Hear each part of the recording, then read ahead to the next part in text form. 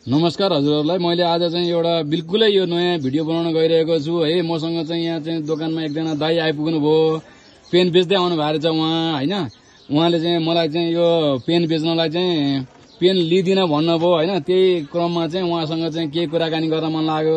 Pain बेचेर पनि काठमाडौँमा उहाँले चाहिँ आफ्नो चाहिँ गुजारा चलाइरहनु भएको छ भनेपछि यो एउटा भिडियो सन्देशमूलक पनि हुन्छ। यो बेरोजगारी अहिलेका युवा पुस्ताको लागि चाहिँ एउटा सन्देश पनि हुन्छ भनेर चाहिँ मैले यो भिडियो बनाउन लागेको छु। यो पेन लगायत अरू समस्याको विषयमा पनि उहाँसँग कुराकानी गर्नेछु। हजुर नमस्कार। हजुर नमस्कार। तपाईँको शुभ नाम? मेरो नाम महेन्द्र पाण्डे।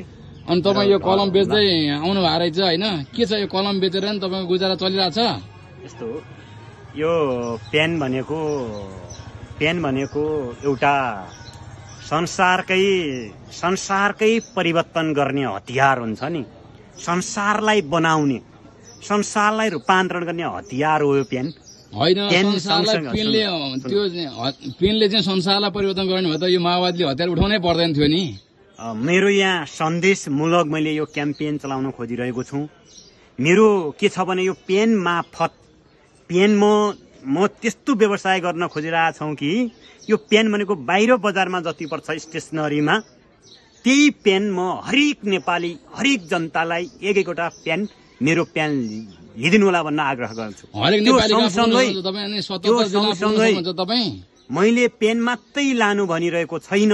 मैले सन्देश के दिइरहेको छु भने कसैले पनि यो देशका हरेक नागरिकले स्यामार, चकलेटका खाला, प्लास्टिकका जन्य पदार्थ, कुनै पनि फोहोर जन्य पदार्थ, प्लास्टिक जन्य पदार्थ सांस्कृतिक सम्पदामा नफाल्नु होला भन्ने सन्देश पनि सम्प्रेषण गर्दै र पेन बेच्ने सरसफाई अभियानमा पनि हुनुहुन्छ। यो देशका नदीहरू, यो देशका गर्ने कि तपाईको टिम पनि छ? विगत मैले टिम मार्फत मैले काठमाडौँको 5 नम्बर क्षेत्र हुन्छ नि मुख्य गरेर टोखा नगरपालिका र बुढा नीलठन नगरपालिकामा 2 महिना लाएर एगानमा झाडु र एगानमा डस्टबिन लगेर सफा गरेको त्यहाँ आँगनमा। तपाईँ यो फोहोर मैला सफाई गर्ने अभियानमा मात्रै हुनुहुन्छ कि यो चाहिँ पुराना यी गनाएका नेताहरूलाई सफाई गर्ने अभियानमा पनि हुनुहुन्छ कि के छ?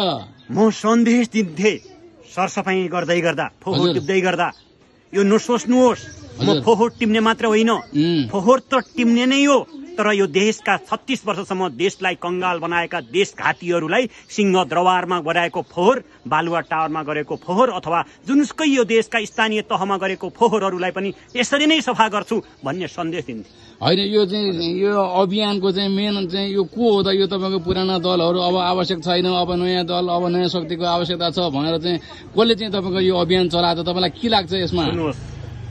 हिजो राणा पञ्चायती व्यवस्था एकात्मक राजतन्त्रको लागि लड्नको लागि पुरानो दलहरू कांग्रेस, एमाले, माओवादीहरूले यो देशमा नगरेको होइन, तर उनीहरूले जुन किसिमले राजनीति गरे नि व्यवस्था परिवर्तन गर्नु थियो, त्यतिखेर ध्वंस पार्नु थियो। राणा शासनको समयमा जसले बढी ध्वंस पार्न सक्छ नि, बम बारुद पड्काउन सक्छ नि, त्यो नेता बन्थ्यो। त्यो पञ्चायती कालमा पनि जसले पञ्चायतीका ध्वंस गर्ने ती प्रहरीहरूलाई मार्न सक्ने अथवा बम पड्काउन सक्छ नि, त्यो मान्छे नेता बन्थ्यो। तर अब यो पुराना यी राजनीतिक दलहरूलाई चाहिँ होइन अब परास्त गर्छु भनेर आका पनि अब गनाएको देखियो होइन। अब यसको विकल्प के छ त? सुन्नुहोस्, त्यस कारणले गर्दाखेरि 35 वर्षसम्म यो देश बर्बाद पारेका एकैजना हिजो तपाईँ जर्मनीले गर्दा, म जर्मनीले गर्दा शेरबहादुर देउबा यो देशको गृहमन्त्री थिए। आज उही देउबा आज फेरि 7औं पटक प्रधानमन्त्री हुने सपना देख्दैछन्। हो, यी भनेका जति पटक प्रधानमन्त्री भए, जति पटक मन्त्री भए, जति पटक संसद भए, त्यति पटक देशलाई बर्बाद पारेका यी देशघातीहरूलाई अब जनताबाट पत्तासाफ गर्नुपर्छ भनेर एउटा क्याम्पेन किन आउन सकेन त? त्यो त तपाईमा पनि सचेतना बढ्नु पर्यो, ममा पनि बढ्नु पर्यो नि, सिङ्गो नेपाली जनतामा पनि जाग्नु पर्यो नि, नेपाली जनतालाई पनि बोल्नु पर्यो नि, नेपाली जनतालाई पनि चाहनु पर्यो नि। किन नेपाली जनताहरू यी भेडा हिजो गणेशमान सिंहले भने जस्तै जसले यो देशलाई बर्बाद पारेका छन्, जसले यो देशको नदी बेचेर धनी भएका छन्, महाकाली बेचेर धनी भएका छन्, गण्डकी बेचेर धनी भएका छन्, यो देशका उद्योग धन्दाहरू बेचे, यो देशका असिला युवालाई विदेशमा लिएर बेचे, यिनलाई किन मतदान गर्ने? अब मतदान नगरिदिनुहोस्। अब के भन्न चाहनुहुन्छ तपाईँ? सन्देश के दिन चाहनुहुन्छ युवाहरूलाई सँगसँगै धरानको हर्क साम्पाङलाई म आग्रह गर्न चाहन्छु। पूर्वको पश्चिमको गोपी अमाल अथवा ज्ञानेन्द्र साई अथवा अहिलेको रवि लामिछाने अथवा अहिलेको बालेन्द्र शाहलाई म स्पष्ट गर्न चाहन्छु, तपाईहरू एकजुट हुनुहोस्। यी देशघाती राष्ट्रघातीहरूलाई आउँदो निर्वाचनमा गाउँ गाउँबाट बस्ती बस्तीबाट हरेक जनताबाट लखेड्नुपर्छ। अनि यो रन्जु दर्शना, मिलन पाण्डे, प्रकाश चन्द्र परियाल, समीक्षा बास्कोटाहरूलाई के भन्न चाहनुहुन्छ? विवेकशील साझा पार्टी थियो नि, विवेकशील पार्टी थियो नि, हजुर आज यो देशमा होइन कुनै पनि नै तराजु भएको के कुनै पनि पहिला कुकुर भनेर चिन्ने लगेको थियो नि त। हजुर के अरे हाम्रो उज्जवल थापा हुनुहुन्छ, उहाँ अहिले भइसक्नु भएको छ, स्वर्गीय भइसक्नु भएको छ। उहाँले एउटा उज्जवल थापा मार्फत यो देशमा पनि बिना सडकमा के नगरेर, बम नपड्काएर, बिना सडकमा र्याली नमाचेर, बिना सडकमा सरसफाई पनि गर्ने सँगसँगै सडकमा जाम नगरेर, जनतालाई चक्रा जाम नगरेर राजनीति गर्न सकिन्छ भन्ने सन्देश सानो भए पनि विवेकशील साझा पार्टी अथवा उज्जवल थापाको नेतृत्वबाट भयो नि त। त्यसलाई त हामी त के धन्यवाद दिनै पर्नुपर्छ नि। तर अब छोड्ने होइन।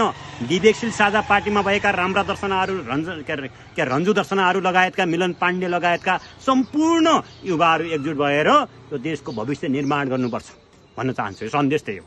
हुन्छ त, हस्, धन्यवाद।